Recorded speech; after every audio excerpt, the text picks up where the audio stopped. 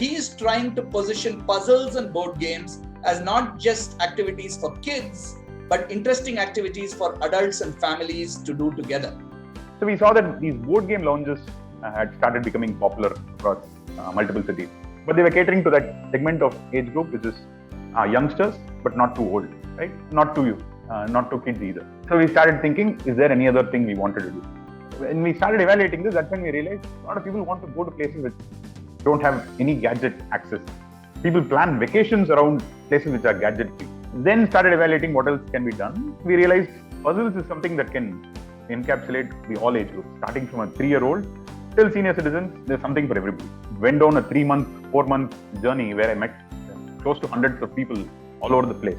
So went down the supply chain of how the puzzles reach a final shop, where does it come from, where do they get it from, and so on and so forth.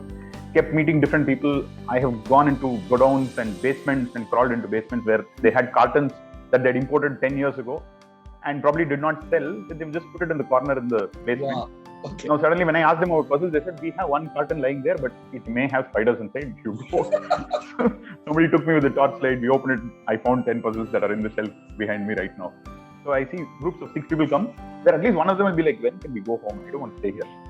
And then they come in, they realize, they say, okay, I can't solve puzzles. They sit down, and by the end of 2 hours, the person who came in being most least interested, that is the person who says, let's continue.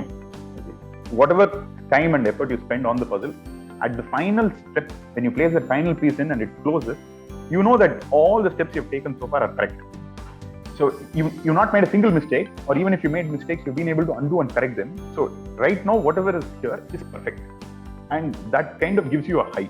And that is addictive. So whoever comes in with a skepticism about puzzle solving, overcomes that by the end of it and says, okay, this is fantastic.